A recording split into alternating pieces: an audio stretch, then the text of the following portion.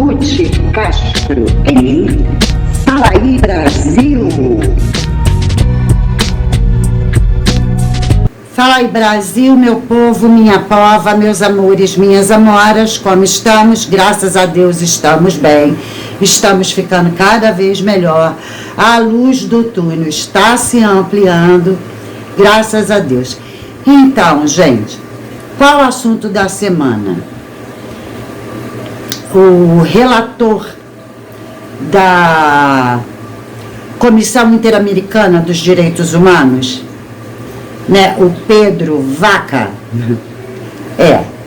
Vaca Villarreal é o nome dele, está no Brasil, vai ficar até depois de amanhã, né, na sexta-feira, para apurar as denúncias de todas as arbitrariedades do STF como um todo, tá, gente? Não é só do Alexandre de Moraes. A gente está muito focado no Alexandre de Moraes, mas a gente precisa lembrar como tudo começou, todos os envolvidos, e aí engloba bastante do STF, né? Ele é o representante da OEA, que é a Organização dos Estados Americanos, que é um organismo internacional que reúne os países das Américas para promover a democracia, direitos humanos, segurança e desenvolvimento na região. Seu papel principal inclui defesa da democracia, supervisiona eleições nos países membros para garantir transparência e legitimidade, atua contra golpes de estados e ameaças às instituições democráticas. Da proteção dos direitos humanos, a Comissão Interamericana dos Direitos Humanos e a Corte Interamericana dos Direitos Humanos são órgãos ligados à OEA, que investigam e julgam violações de direitos fundamentais. Ok, já explicamos tudo, já entendemos tudo, tá? O que é? O que é esse relator? O que é essa representatividade, né? Junto aos direitos humanos internacionais e à OEA, tá? Então, gente, a gente agora vai ver um pouco de tudo que foi apurado até agora, porque hoje nós não temos notícias ainda. Nós tivemos do primeiro encontro dele com o Barroso e o Alexandre de Moraes e depois com os nossos parlamentares, tá? Então, eu vou começar pelos nossos parlamentares, tá? Estavam muitos representando, foram muitas denúncias, foi mais de 1h30 esse encontro. Foi muito produtivo, eu não vou trazer 1h30 do encontro, não vou trazer todos os parlamentares, mas vou trazer os principais do que foi relatado. Então, eu espero que vocês tenham um pouco de paciência, mas é para a gente entender todas as informações que ele apurou até aqui, tá? Então, gente, eu vou começar pelo Magno Malta, tá? Eu achei muito interessante a declaração do Magno Malta. Enquanto eles vão declarando, eu estou falando tudo antes para evitar falar ao longo, porque eu vou deixar os parlamentares falando, tá? Uma hora ou outra eu vou dar uma interferênciazinha rápida, mas eu quero deixar passar o mais rápido possível, tá bom? Mas a figura que ficou ali o tempo todo, e a gente já começa a entender, né, pela figura que está ali exposta, tá, para o Pedro Vaca, que não se trata do Alexandre de Moraes. Então vamos ver o que o Magno Malta tem a dizer e disse. Nós estamos aqui para falar a verdade. Se vocês tivessem vindo nos ouvir primeiro, antes de ir ao Supremo, tudo que vocês ouvissem lá, eu vou dizer, olha, é mentira o que eles estão dizendo aqui. Esse rapaz aqui, a empresa que o acusou e que fez uma delação e depois fez um acordo de leniência para devolver o dinheiro roubado, assumindo isso. Teve esse dinheiro devolvido agora pela via do escritório da esposa dele. Porque os ministros do Supremo, aliás, diferente dos outros, eu quero ser filmado, quero ser gravado. Porque a Suprema Corte, lá onde você esteve, vocês estiveram, eu sabatinei todos eles. Eu tenho 3 mandatos de senador, exceto o Nunes e o André Mendonça, mas por quem militei muito, mesmo fora do mandato, porque o presidente Jair Bolsonaro a ser esfaqueado em 2018 por Adélio Bispo. Aliás, quero que os senhores registrem que Adélio Bispo é a pessoa mais importante do Brasil. É o mais glamourizado, é o mais amado, é o mais guardado. Ninguém pode quebrar sigilo de telefone dele, ele é protegido pelas autoridades, ele tem advogados muito fortes, muito famosos dessa tal grupo como é que é o nome das prerrogativas, e esse Adélio Bispo que esfaqueou Jair Bolsonaro, que até hoje, esse que não é um lobo solitário. Vejam que nós estamos vivendo. O presidente da Suprema Corte, chamado ministro Barroso, o Alexandre de Moraes, ele é relator de um inquérito que começou com esse rapaz aqui. E esse inquérito começou com base no regimento interno do Supremo Tribunal Federal, que é para tratar de questões internas e não de questões externas. Olha só a inversão disso. E aí virou um estômago de elefante, onde eles jogam tudo ali dentro. O ordenamento jurídico do Brasil, nós estamos vivendo na época da internet, nós estamos vivendo na época cibernética. O nosso ordenamento jurídico está nas nuvens. Essa Constituição que você recebeu, deixa eu dar um beijo nela, porque é uma afinada. Tchau, está morta. Ninguém a respeita. Ali cada um faz o seu próprio papel. Aqui está esse homem, que eu quero lhe dar a foto dele. Chama Clezão. Ele foi morto nas vísceras, senhor. Nas vísceras do Estado. Aqui está ele saindo de maca de dentro do Senado. Aqui está a família dele. Ele não quebrou, ele não fotografou, ele simplesmente estava lá. A PGR, que de uma certa forma não é ouvida, e quando é ouvida sempre está do lado da Suprema Corte, pediu para soltá-lo, por falta de prova e pelas comorbidades que ele estava doente. Ele morreu lá dentro. A esquerda do Brasil, que vocês conhecem, vocês estão lá para estudar esses assuntos, em 64, eles falam que o Herzog desapareceu nos porões da ditadura. Esse cidadão aqui desapareceu nos porões. E o sangue dele está na mão do Supremo Tribunal Federal. De Alexandre de Moraes, que aliás é o CEO daquele negócio lá, está na mão dele. 1 minuto. Essa família aqui sofrendo. Aqui está o advogado, o nosso presidente da Suprema Corte, o senador, o ministro Barroso, fazendo o seu discurso, um comício no meio de jovens da Uni, dizendo: acabamos com o bolsonarismo. Bom, a não ser que ele nos convença a ser a favor de aborto, a favor de ideologia de gênero, a favor de invadir terra dos outros, aí acabou mesmo, né? Mas veja, isso é papel de ministro, e aqui é ele. Cadê o vídeo? Esse vídeo aqui, quero que você escute a voz dele, dizendo o seguinte: a eleição não se ganha, se toma.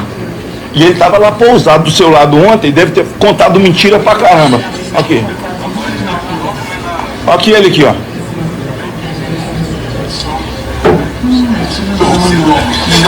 Se toma. Em seguida pergunta, ó. Não tá gravando não, né? Tá com som não, né? Esse é aquele santinho que estava sentado com você lá, que estava só com os jornais hoje. Viu? Agora tem um outro aqui.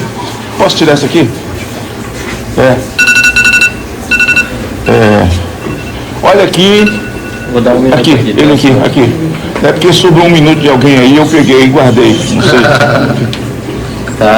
Tá garantido aqui, pode deixar. Tá feito pra gente, só vai responder a Força Armada, só vai deixar o código seguro. Brasil precisa dessa resposta, ministro, com todo respeito. Por favor, Barroso, responde pra gente. Perdeu o mané numa mola. Perdeu o mané. Essa senhora aqui, me perdoa, essa senhora aqui, tá vendo aqui? Eu sou um dos senadores que mais vivi dentro da Colmeia, que é a penitenciária feminina aqui, e a Papuda, que é a penitenciária de adultos. Eu sou o senador que mais estive lá, que mais convivi. Tá vendo essa senhora aqui com as filhas aqui? Isso aqui é roupa de presidiária. Ela aqui escreveu com um batom, aqui nessa estátua, perdeu o mané. Ela eternizou uma frase dele. Sabe quantos anos ela tomou, doutor? 17 anos de cadeia. 17 anos. Porque escreveu a frase dele. O povo do Brasil estava vivendo uma catarse. Ali não tinha um canhão, ali não tinha um apoio de nada, de nenhum outro país. Jair Bolsonaro já não estava mais aqui. Se quebrou um vidro, se algum vândalo fez alguma coisa, agora digo ao senhor, o general G. Dias, que é o GSI do presidente da República, as imagens apareceram dele lá dentro, com algumas pessoas, ele dando água, servindo as pessoas, que supostamente eram vândalos desse dia. Eu garanto ao senhor, com a pureza da minha alma, eu procurei essas pessoas no presídio. Eu os visitava 2, 3 vezes por semana. E eles não estavam lá, naquela montagem. Então eu espero que os senhores, desprovidos de qualquer paixão, sejam os senhores socialistas ou não, progressistas ou não, como diz o povo brasileiro, que vocês analisem isso com sentimento de um país que está pagando um preço, de uma Suprema Corte, de um país que vive um consórcio de uma ditadura do proletariado, um consórcio que envolve o Supremo Tribunal Federal, um consórcio que envolve, infelizmente, o presidente dos poderes das duas casas. Então, em nome dessa gente, é que vocês precisam entender que o Brasil já vive uma ditadura. Encerro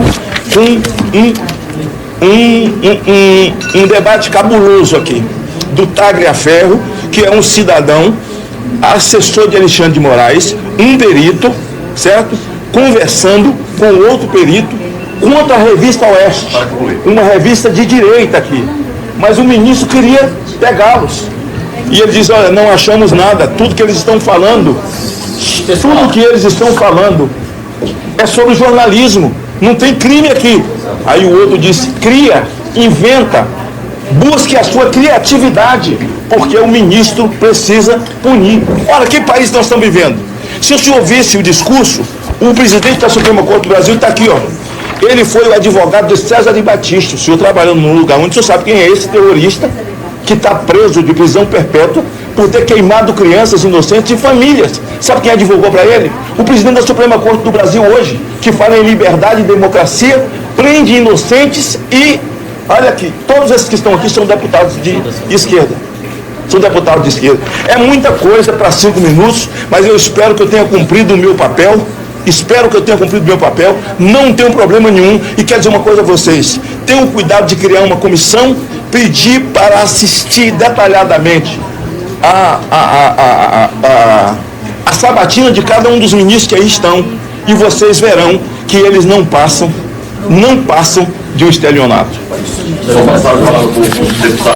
Então, gente, como eu prometi, não parei, não vou comentar nada em cima. Só para chamar a atenção de vocês, quando ele fala do Adélio Bispo. Por quê? Porque agora eu vou trazer um pouco do Nicolas, que fala do Adélio Bispo. Vamos dar uma olhada.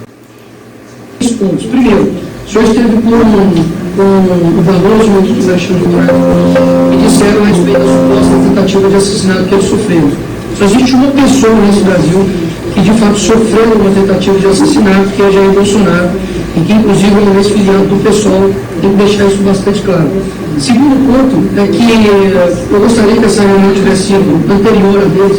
Eu gostaria que você tivesse feito uma pergunta para o ministro Alexandre de Moraes no seguinte sentido: ministro Benedito, quando foi anunciada a vitória do presidente Lula no Tribunal Superior Eleitoral, ele vai até o ministro Alexandre de Moraes e diz: missão dada é missão cumprida. Eu gostaria muito que alguém, pode ser até mesmo o próprio Benedito, o próprio ministro Alexandre de Moraes, ele dê a resposta do que isso significa. E a partir dessa resposta, vai ficar muito claro que tudo isso aqui, mais do que comprovado, a veracidade vai ser ainda mais atestada. E mais uma vez, faço aqui, para poder finalizar a minha fala, faço coro ao presão que morreu, as famílias que estão presas até hoje. Tenho contato, por exemplo, com uma esposa chamada Norda, que tem o seu esposo preso, tem um filho de 8 anos, ela está grávida agora nesse momento, e que, enfim, está dependendo muito de pessoas como o senhor para poder ter a coragem, que eu vejo que falta em muitos homens na vida pública, para poder falar a verdade e expor ao mundo.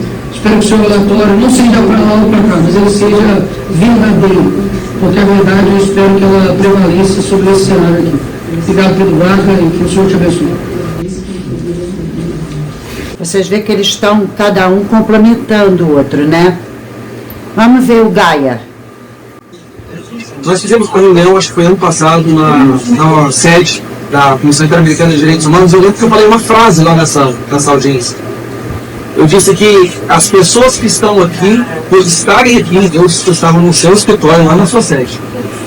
Nós corremos os riscos agora, a partir de agora, de sermos perseguidos no Brasil, por termos vindo aqui denunciar o que está acontecendo lá. O senhor lembra disso? Eu falei que nós que estamos aqui, a partir de agora, somos alvos do STF.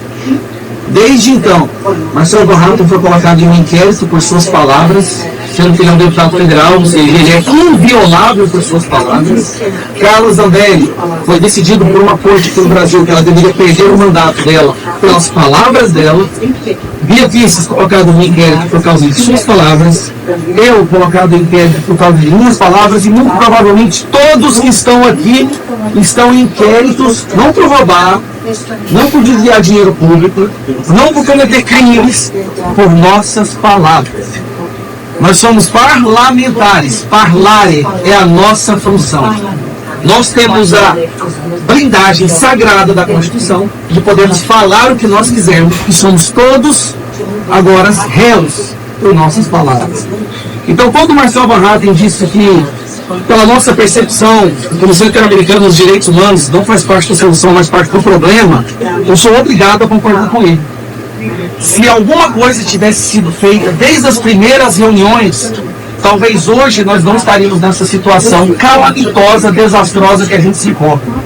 Então, eu poderia aproveitar esses 5 minutos para fazer uma defesa, explicar para o senhor todos os crimes que o STF cometeu contra mim. Eu preparei, bonitinho, muito bonitinho eu preparei, mas eu não vou falar sobre mim.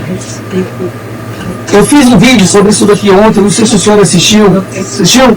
Porque 5 minutos não dá tempo. Mas eu preparei algo melhor. O senhor ontem teve uma reunião justamente com as pessoas que se posam como defensores da democracia, baluartes da verdade, aqueles que defendem as instituições. E eles falaram para vocês algumas coisas que não têm a menor relação com a realidade. Tudo começou, a censura no Brasil começou com aquilo ali. Quando uma investigação da Lava Jato descobriu que o ministro do STF estava envolvido no maior esquema de corrupção que o mundo já viu. E naquele momento, esse ministro, Dias Toffoli, que era presidente da Suprema Corte, decidiu censurar esse artigo dessa revista famosa, determinou que as revistas fossem recolhidas nas bancas de revistas e basicamente criminalizou qualquer um que falasse sobre isso. Em sequência, ele abriu um inquérito de ofício que é ilegal no Brasil, entregou esse inquérito na mão do Alexandre de Moraes, o que também é ilegal, porque tem um sistema que faz uma distribuição aleatória, e o Alexandre de Moraes, há 6 anos, tem usado esse inquérito para destruir toda e qualquer pessoa que demonstre desaprovação com a Suprema Corte. Eu lembro só que o inquérito... Só por 2 minutos, e o Barroso e os ministros do STF interferem ativamente no Congresso. Quando nós tentamos e aprovamos uma lei para voto impresso, onde as leis da urna eletrônica, o voto seria impresso e cairia dentro de uma urna física, sem amortizar, sem encostar nesse papel, o Barroso foi até o Congresso, chamou presidentes de partidos e falou com eles, dizendo, não é para passar essa lei. Eu proíbo. Se vocês passarem essa lei, vocês serão perseguidos. Isso saiu na imprensa. Saiu na imprensa. Contra voto impresso, o Barroso busca cacique central em posição. Alexandre de Moraes também foi lá, chamou os presidentes de partidos e falou, não é para aprovar essa lei. E ameaçou essas pessoas. E por isso nós não temos o voto impresso, que inclusive foi aprovado no Congresso. Bom, nesse dia que o Barroso, na comissão, nesse dia que o Barroso e o Alexandre de Moraes foram ao Congresso ameaçar políticos para que eles não votassem uma determinada lei, nesta reunião senhor Vaca, nesta reunião estava essa pessoa aqui, ó, Paulinho da Força. Essa pessoa estava sendo procurada pela justiça brasileira por um esquema de corrupção. Ele estava na reunião com o Barroso Alexandre de Moraes, ele é o presidente de partido. Um corrupto que estava sendo procurado pela justiça. Estava na reunião com 2 ministros da Suprema Corte para impedir que o voto impresso fosse aprovado. Não encontram ele para uma citação, para uma intimação, mas encontram ele para impedir que o projeto seja aprovado na Câmara dos Deputados. Para concluir, eu estou chegando na minha conclusão, nós temos uma Suprema Corte que apenas no ano passado tomou 52 mil decisões. 52 mil decisões para 11 ministros. Isso dá 4.700 decisões por ministro no ano de 2024. Sr. Vaca, cada ministro da Suprema Corte do Brasil decidiu, ou seja, analisou, leu e decidiu 15 processos por dia. Como é possível uma pessoa, um juiz, ler, analisar, ponderar, elaborar, ouvir os 2 lados e julgar 15 processos por dia? Isso não existe. A Suprema Corte Brasileira atribuiu para si todas as decisões do Judiciário brasileiro. Não só a censura. E aí que está a questão. Quem reclamar disso é censurado. Recentemente eu recebi a Polícia Federal na minha casa, às 6 horas da manhã, com armas em mão. Com armas em mão, apontando para o meu filho. 6 horas da manhã, porque o Alexandre de Moraes queria pegar o meu celular e ver o que eu estava conversando com o Elon Musk.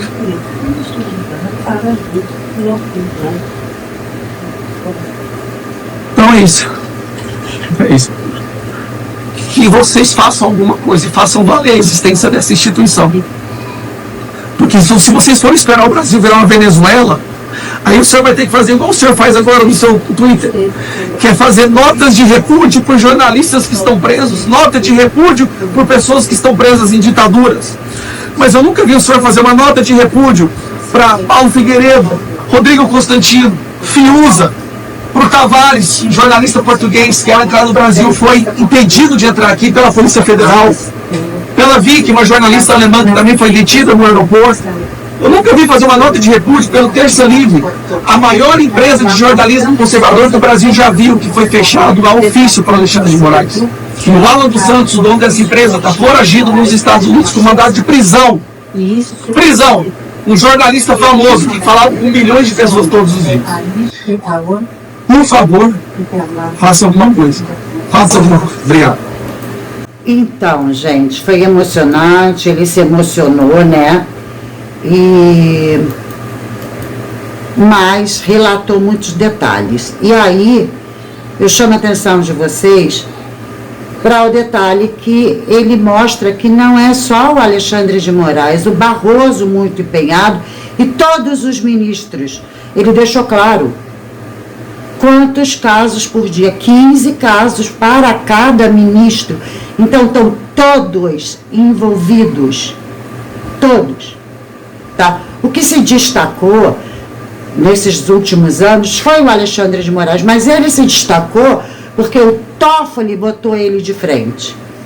Então tem Barroso, tem Toffoli, tem Gilmar Mendes, que é outro, né? E ele deixa claro que não foi um ministro, estão todos envolvidos, todos. E casos bem mais antigos que nós não lembrávamos, porque a gente está muito focado nos presos de 8 de janeiro, a gente está muito focado no que houve na eleição, mas a coisa começou bem antes. E foi por conta dessa história do Toffoli que se começou a destruir a Lava Jato. Eu tenho um vídeo falando sobre isso aqui no canal, tá? Então a coisa veio e a gente foi perdendo a noção do tamanho do monstro. E uma coisa maravilhosa que o Magno Malta fez, e ele fez, é jogar na cara assim, é cobrar assim, que eles não tinham feito nada. Mas a gente vai falar disso daqui para frente, tá? Vamos ver agora o Marcel Van Hatten, tá? Gente, antes da gente ver o Marcel Van Hatten, desculpa, mas tá me incomodando. O que a Carla Zambelli tá fazendo aí que não para de comer? Tá imensa, de gorda. Só come. Todo mundo fala e ela come. Ela tá ali, ó. Acho que ela só sentou ali para comer. Deus que me perdoe, gente. Que nervoso. Uma coisa séria e ela enchendo o bucho. Em primeiro lugar, então, que bom que a OEA está fazendo a visita hoje ao Brasil. Mas é preciso recordar os motivos que levaram a essa visita a acontecer. Nós tínhamos uma audiência pública que seria realizada em novembro do ano passado. Ela foi cancelada e depois, exatamente, postergada, pelo que nós entendemos, porque não tem informação oficial que nós recebemos, não se falava em cancelamento, para que houvesse essa visita para o Brasil a convite do governo brasileiro. Eu quero lembrar a todos que naquela ocasião nós mostramos a nossa irresignação, nossa inconformidade, porque a parte abusadora havia convidado para uma visita, sendo que nós por várias vezes tínhamos já ido à OEA, não apenas parlamentares, como advogados e pessoas que sofrem de abuso de autoridade de censura, e até aquele momento nunca havia sido externada pela OEA a possibilidade de uma visita ao Brasil. É claro que entendemos que essa visita é muito importante por nós estarmos aqui sendo ouvidos e muitas outras pessoas poderem expor, mesmo que em apenas 5 minutos, e por isso o STF, o abusador, teve 1h30 para 2 pessoas e nós temos 5 minutos cada um, porque são inúmeros. Não dá para botar todo mundo em 1h30, mas ainda assim discordamos que o STF tenha sido ouvido primeiro. Acho que não foi correto. Mas nós precisamos também aqui asseverar que até o momento, pelo menos na minha opinião, a OEA é parte do problema e não da solução. Nós estamos denunciando esses abusos há anos e, diferentemente do que ocorre em outros países, em que quando os violadores são de um determinado campo político e as vítimas de outro, que não de direito, a posição normalmente da OEA é muito mais rápida, nós temos farta documentação para passar e nós vamos acrescentar a essa manifestação. No caso brasileiro, porém, a OEA não se manifestou oficialmente, pelo menos desde 2019, quando aconteceu essa matéria na revista Cruzoé, que foi definitivamente censurada, aliás, foi inicialmente censurada, mas depois, em virtude da reação da mídia, acabou não sendo mais, mas tantos outros foram censurados a posterior. É importante até para botar os fatos em perspectiva, que lamentavelmente, pelo menos pelo que se acompanhou dos press releases, e foi pena que a reunião com o STF não tivesse a transparência que essa aqui está tendo, que é mentira que apenas 120 pessoas tenham sido censuradas, como teriam dito os ministros do Supremo Tribunal Federal nos últimos anos. Só no ano passado o X disse que derrubou mais de 200 contas. E se acrescentarmos todos aqueles que hoje sofrem processos judiciais ilegais, inconstitucionais, abuso de autoridade, que sequer estão denunciados, mas não podem usar as redes sociais, nós estamos falando de milhares de pessoas hoje censuradas no Brasil. Para não falar do efeito que isso gera de autocensura no restante da população, que se vê amedrontada para se manifestar, seja em redes sociais, seja pessoalmente, contra um governo que está aliado com, nesse momento, a corte para perseguir opositores. E assim entro nos meus 2 casos concretos. Eu sou opositor do governo Lula já de muito tempo, aliás, do PT, há muito mais tempo antes mesmo de Lula chegar na primeira vez à presidência da República em 2012. Eu fui censurado no X, e a ADF, que está aqui conosco, representa a mim e ao Partido Novo no caso do bloqueio do X no Brasil, que foi um escândalo internacional. O Brasil ficou ao lado apenas de 6 países que hoje censuram a plataforma X. Depois disso, fui perseguido pelo governo Lula e continuo por uma manifestação feita em tribuna denunciando abuso de autoridade e ilegalidades cometidas durante um processo envolvendo Felipe Martins. Protocolei uma medida cautelar na OEA, primeiro sobre o caso X, ela me foi negada, e no dia 18 de novembro protocolei sobre o caso da perseguição que ora sofre policial, do Estado Policial de Lula e judicial do STF. E até o momento também, nesse caso pelo menos, não tenho resposta da OEA quanto à medida cautelar. Eu sou uma vítima de perseguição do Estado brasileiro representado pelo governo Lula e pelo Supremo Tribunal Federal. Mas até o momento, apesar de uma medida cautelar ter sido protocolada no dia 18 de novembro, já se vão mais de 2 meses, ainda não obtive retorno da Organização dos Estados Americanos. Eu quero concluir com perguntas ao relator, muito brevemente. Gostaria de saber se Felipe Martins, que originou, aliás, o processo que é feito contra mim por eu ter defendido, não a ele, mas o devido processo na condução do seu caso, se ele será ouvido pela comissão nesses dias que está aqui. Não respondeu. Hemos recibido desde que se sacó el comunicado de prensa un volumen muy alto de solicitudes que se están procesando de manera triangular entre el equipo que está desplegado en terreno y el equipo que nos acompaña desde la sede. No me atrevería en este momento, mucho menos a confirmar o a descartar. Lo que puedo comprometerme es que una vez finalizada esta reunión procederé a realizar. Hemos recibido un número inmanejable en las horas de tiempo y precisamente Eu solicitaria ao senhor relator, pedindo apoio dos demais parlamentares aqui presentes, inclusive o deputado Lucas Edec, que está aqui, que é presidente da Comissão de Relações Exteriores, que Felipe Martins fosse ouvido.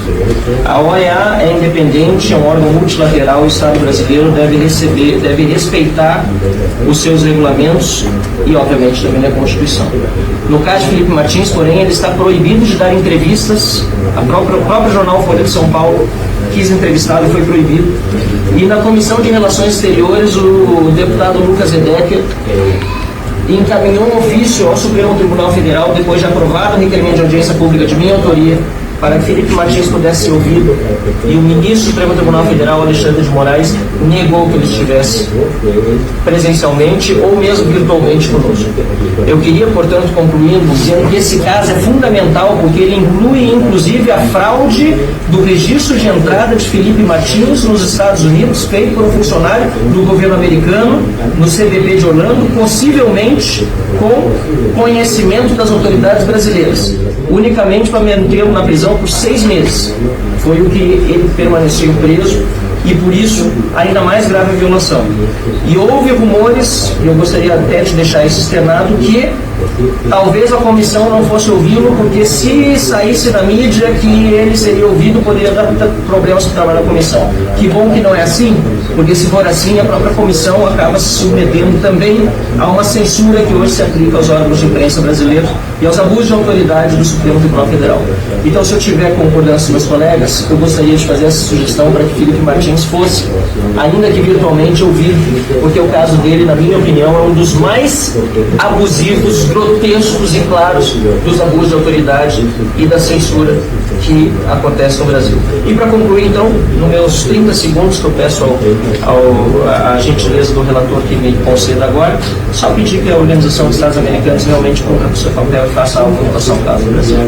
Nós estamos há muitos anos já pedindo, eu corro risco todos os dias, como todos os nossos colegas, nós não temos medo porque nós continuamos enfrentando, estamos aqui para justamente tratar desse tema com o senhor, mas a gente precisa que órgãos internacionais como a EA ajam de acordo com aquilo que se espera deles. Então esse é o nosso pedido. Muito obrigado pela atenção. Que enquadrada, hein, gente? Que enquadrada. Né? Todos eles deram uma enquadrada dizendo que vocês não ligaram, vocês não fizeram nada, nós fomos antes, nós já corremos atrás de vocês, enfim. Mas essa enquadrada, né? Ele ainda coloca o Felipe Martins. A gente vai falar sobre essa enquadrada lá no finalzinho. A gente já está acabando de ver o que foi, né, essa reunião. Vamos ver o doutor, o ex-desembargador Sebastião Coelho, tá? Porque ele acrescenta, o Van Hatten coloca o Felipe Martins. E o Sebastião Coelho dá uma acrescentada. Vamos dar uma olhada. O senhor ontem conheceu o maior sicário deste país, chamado Alexandre Moraes, um abusador, não respeita-se a Constituição, profere decisões secretas desde 2019. Essa história do 8 de janeiro é apenas uma cortina de fumaça que eles usam para dizer: olha, nós estamos defendendo a democracia. Mentira. Desde 2019 que eles abusam, antes só Alexandre Moraes. A partir do 8 de janeiro, os demais ministros passaram a concordar com o senhor Alexandre Moraes. O que aconteceu a partir de 13 de janeiro de 2023, 13 de setembro de 2023, após a minha fala no plenário do Supremo Tribunal Federal, foi proibida a manifestação dos advogados, que só pode apresentar agora um vídeo gravado que não foi aqui descrito pela doutora Carolina. Tudo deste país que se fale sobre fake news, nós temos uma definição. Fake news no Brasil é tudo que não atende à vontade do Supremo Tribunal Federal. Nas mãos assassinas de Alexandre Moraes está o sangue dos supérios, conhecido por razão, cujo filho está aqui filmando. Supérito, enfermo, não teve atendimento médico, violando direitos humanos e morreu na prisão por conta exclusiva de Alexandre de Moraes. 2 casos para citar ao senhor. Se tiver oportunidade, visite Felipe Martins. Eu sou o desadvogado Felipe Martins, juntamente com o Dr. Ricardo Schiller. Se tiver oportunidade, visite Daniel Silveira. O advogado Dr. Paulo está aqui, eu também auxilio voluntariamente. Bom, gente, então, o Van Hatten pediu pelo Felipe Martins, né? E o Sebastião Coelho, além do Felipe Martins, incluiu também o Daniel Silveira, tá? E ele mostrou a filha do Clesão e pediu pela filha do Clesão, pela família dos presos, né? Então, gente, para a gente fechar essa parte, para começar agora uma outra parte, tá? Que é mais rápida, né? Porque não tem muitos parlamentares, vamos ouvir a filha do Clesão. Foi emocionante. Mi padre fue muerto, preso injustamente y torturado en la calle. Mi padre no es criminoso. Mi padre es un hombre íntegro, honroso y ejemplo de brasileño. Ellos no merecen, mi familia no merece esto. Estamos torturados hasta hoy. Y no es fácil vivir esto en Brasil. Por favor, nos ajude. Por favor. É isso, né? E aí, eles mostraram as provas, né? Mostraram não só com aqueles papéis, mas mostraram vídeos, tinha bastante parlamentar, tá? Nem todos, foi o que eu falei. Eles não falaram todos, porque eram muitos. Olha aqui. Responder às Forças Armadas, eu vou deixar o código-fonte ser exposto. O Brasil precisa dessa resposta, ministro. Todo respeito. Por favor, Barroso, responde pra gente. Perdeu, mané, numa mola. É sério. Pela concordância e pela discordância, porque essa é a democracia que nós conquistamos. Nós derrotamos a censura, nós derrotamos a tortura, nós derrotamos o bolsonarismo para permitir a democracia e a manifestação livre. Ontem, mas no meio da audiência, nem deu pra... Eu brinquei que eleição não se ganha, se toma. Apresentação dos referentes está com som? Não, pode ser que sim, pode ser que não. Então, gente, isso foi apresentado a ele, tá? Aqui está a quantidade de parlamentares, né? Que em 1h30 não dá para todos eles falar. Mas foi isso. O resumão ficou grande, mas é o resumão, tá? E na véspera, eles tinham estado com os ministros do STF, o Barroso e o Alexandre de Moraes. E foi completamente diferente, gente. Completamente diferente. Foi só 30 segundos que o STF deixou vazar o vídeo e sem áudio, tá? Tudo que eles mandaram dessa reunião foram 30 segundos sem áudio. Mas a gente vai olhar pela fisionomia deles que o negócio ficou feio, tá? E antes deles estarem com os parlamentares. Dá uma olhada. Como não tem áudio, eu posso comentar, né? Gente, a cara do Alexandre de Moraes, gente, olha a cara de constrangimento do Alexandre de Moraes, parecendo aquelas crianças no cantinho do pensamento colocado de castigo. Ele está tão desconcentrado ali que ele até tenta sorrir para o garçom, como se fosse um homem capaz de sorrir para subalternos, tá? E tipo, por favor, alguém me ajuda aqui, nem que seja o garçom, tá? E o Barroso, a fisionomia de estamos em maus lençóis.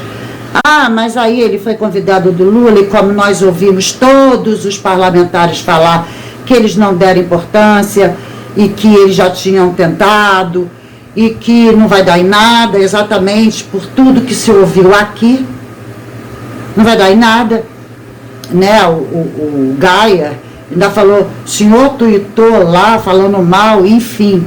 Gente, não é bem assim. Não é bem assim, tá? Por que não é bem assim, Ruth? Laranjão entrou no jogo, gente. E a gente tem que entender isso. A gente tem que entender que tudo mudou, tá? Eu vou deixar a revista Oeste dar uma breve explicação sobre isso, tá? Mas antes, eu vou mostrar para vocês, no final dessa reunião com os parlamentares, o único repórter que teve acesso foi do jornal Metrópolis, tá? E ficou uma coisa muito interessante o que ele conseguiu. Ele fez 3 perguntas, mas bem objetivas. Dá uma olhada. So for the quick word for Brazilian media, please. How do you assess the visit to Brazil so far? Well, listening to a lot of stories and reports, a very heavy agenda. Anything you heard so far is concerned about freedom of speech in Brazil? I mean, the tone of the reports are really impressive. Então, né, alguma coisa assim que ele falou que são relatórios realmente impressionantes, ou seja, não tem nada de superficial, né? Em outras palavras, foi isso, né? Ele já tinha falado na primeira pergunta que é pesado e tal, e realmente é impressionante. Mas, gente, preste atenção num detalhe. To analyze this. And about the meeting of the Supreme Court was satisfying about the freedom of speech? They present, I think they publish a press release on that. Sobre a reunião do Supremo Tribunal, presta atenção. That's their voice, we will have ours later. Okay, thank you very much. Eu acho que eles publicaram um comunicado de imprensa sobre isso. Tipo, eles já falaram o que eles quiseram, né? Mas aí, olha o detalhe. Their voice, we will have ours later. Okay, thank you very much. Essa é a voz deles. Teremos o nosso depois, ou seja, a gente não tem nada com isso, com o que eles publicaram, com o que eles comunicaram. E isso, quem está falando são eles e não eu. O meu vem depois. Já ficou assim um ponto aparentemente favorável à nossa luta e contra o que ele ouviu do STF, porque o que ele falou foi, isso aí foi o que eles falaram. Eles. É a voz deles. Ponto. Tá? Teremos o nosso depois. Tá, mas o que isso prova? Que eles mudaram de lado, que as coisas mudaram? Bom, gente, primeiro a gente tem que entender quem é esse Pedro Vaca Villarreal, tá? Então, vamos ouvir rapidamente o que o nosso príncipe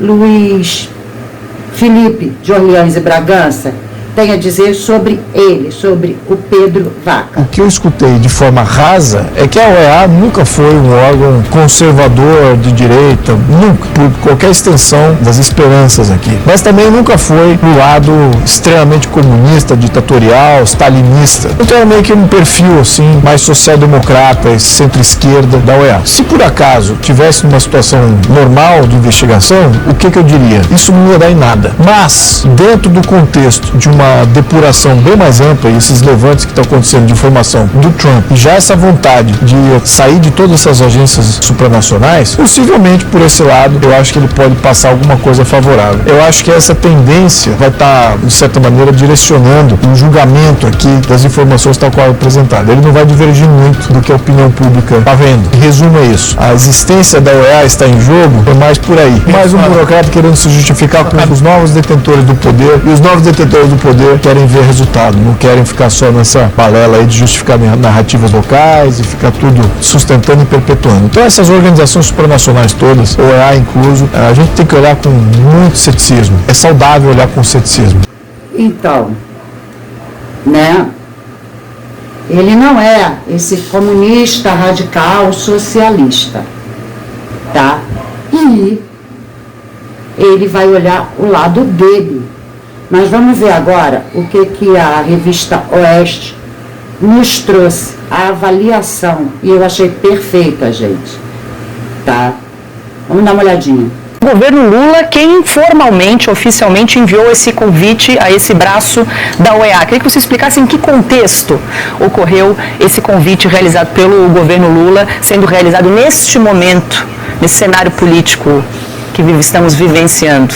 Vamos lá, é uma questão formal, uma questão política. A questão formal, a OEA não tem o poder de mandar seus representantes num país para verificar o que está acontecendo. Formalmente é o país que deve convidar a OEA, os seus representantes, para dar uma olhada no que está havendo por lá. E o Brasil fez isso. Foi de livre e espontânea vontade? Foi porque o governo Lula acha que está tudo bem? Não. Foi claramente por pressão dos Estados Unidos, por pressão da própria OEA. Por quê? Porque com o governo Trump, cuja uma das maiores bandeiras é a liberdade de expressão, muita gente começa a se perguntar por que a OEA não fez nada até agora para verificar o que está acontecendo no Brasil. A OEA tem um alto representante, aliás, um relator especial para a liberdade de expressão, que é um funcionário da OEA, nesse caso é um advogado da Colômbia, que se chama Pedro Vaca Villarreal, que está agora no Brasil, e essa pessoa, o Pedro Vaca Villarreal, ele tem como obrigação, ele ganha um salário para verificar se nos países membros da Organização dos Estados Americanos, como é o Brasil, a liberdade de expressão está sendo respeitada ou não. Ele pode fazer e deve fazer um relatório para analisar como está a liberdade de expressão em vários países. Fizeram isso no caso de Cuba, denunciando censura por lá, fizeram isso no caso da Venezuela também, e agora a pergunta é, por que não fizeram nada ainda sobre o Brasil? E é essa a razão pela qual ele está vindo para cá. Outro ponto, o governo americano está começando a pressionar a OEA para que faça alguma coisa por uma simples razão, dinheiro. Quem paga as contas da OEA hoje são os Estados Unidos. Metade, mais da metade, aliás, do orçamento dessa entidade é financiado pelos pagadores de impostos americanos. E a OEA sabe muito bem que os americanos saíram da Organização Mundial da Saúde, onde também bancavam metade do seu orçamento. Se os americanos estão saindo, por exemplo, saíram do Conselho dos Direitos Humanos, que de defesa dos direitos humanos não tinha nada, porque englobava países como Irã, como Cuba, como a Venezuela, e os americanos falaram, vamos embora, eles podem sair também da OEA. Para evitar isso, a OEA está simplesmente mostrando serviço. Ponto. Entenderam, gente? Eles não são bobos. Eles só visam o vil metal, o rico dinheirinho. E quem está mandando nessa área é o loirão, gente. Tá? Ele não é burro. Ele sabe que acabando o milho, acabou a pipoca. Ele não vai deixar o baldinho dele de pipoca vazio, gente. Tá? Então, não. Apesar do Gaia, tá, ter se emocionado e falado, a gente não quer só mais uma notinha de repúdio. Não vai ser mais só uma notinha de repúdio. Ele não vai esvaziar o baldinho dele de pipoca, deixando faltar o milho. Entende? Isso já é, assim, uma grande luz no fim do túnel. Juntando o que está acontecendo, e ele deixou claro, ele já saiu da USAID, acabou. Por quê? Porque também era dos direitos humanos para financiar coisas horrorosas, inclusive aqui dentro do Brasil, STF e o TSE. Então, gente, ninguém que chega a um cargo desse é de burro. Não é de burro, não. Tá? Ele vai jogar no time dele. E, para nossa sorte, o time dele agora é o nosso. Entende? Então, gente, só que, no paralelo, nós temos a CPI da USAID, que não pode parar, a gente não pode deixar morrer na praia, a gente tem que cobrar, tá? Por quê? Porque, apesar de eu acreditar que ele, sim, vai fazer um relatório impecável a nosso favor, tá? Tudo que ele tem de prova é o que foi entregue, tá? Eles não têm o poder investigativo. Uma CPI tem. Então, pode-se, ele pode abrir sigilos e tal? Não, mas a CPI pode. Então, eles têm que trabalhar em conjunto, tá? Os nossos parlamentares fizeram bonito, mas tem que continuar trabalhando para que tudo da USAID venha à tona. E ele, entendendo que os parlamentares estão aqui, ó, né? Ele vai fazer um relatório impecável a nosso favor. Tá, gente? Só que, até aqui, tudo que foi apresentado foram os ministros. Só que, gente, a gente não pode esquecer, tá, que tudo que o STF fez foi com a conivência de um homem apenas, tá, que poderia ter mudado tudo e não mudou, tá? Que é o Pachecozão. Então, gente, ele tem que ser cobrado, ele tem que ser responsabilizado, ele tem que ser lembrado como, no mínimo, omisso, conivente e partícipe, tá? Isso nós devemos alertar aos nossos congressistas para dar mais um pouquinho de provas, tá? Para olhar. Ficou grande pra caramba, mas é porque é muita coisa a ser esclarecida, vinha à tona e ser mostrado, tá? E não vai ter outra reunião dessa, pelo menos prevista, com os nossos parlamentares. Então, a gente teve que pegar tudo que foi dito, tá? E aí a gente tem que ouvir cada um, tá bom, gente? Então, é isso. Agora, gente, é a gente focar, cobrar os nossos parlamentares para que eles não achem que está tudo bem e deixar rolar, deixar só o Laranjão fazer a parte dele, porque está fazendo. Como foi dito, porque, mas foi o governo Lula que convidou. Não, ele foi pressionado. Porque enquanto foi de livre e espontânea vontade, nada aconteceu, tá? Então, o Lula também está acuado, porque foi através da história do Toffoli, do amigo do meu pai, da mulher dele, da revista Cruzoé e tudo que começou, que o Lula foi tirado da cadeia. Para estar sentado naquela cadeira, não para comandar o país, mas para deixar que esse Supremo comandasse, com a conivência do Pachecão. Enquanto isso, deixa ele estourar os cofres. Ele vai brincando, se divertindo, enquanto os adultos trabalham para uma coisa bem pior. É isso, tá bom? Gente, vocês devem ter ouvido alguns dos meus últimos vídeos que tem um ruído, é porque está um calor insuportável no Rio de Janeiro, então eu não tenho como trabalhar aqui sem ter alguma coisa ligada para me refrescar. Então, infelizmente, tem esse barulhinho Teve os barulhinhos da vizinhança, né? Mas é do jogo. Tá bom? Até a próxima, gente. Beijo no coração de cada um de vocês. Fiquem com Deus. Fui.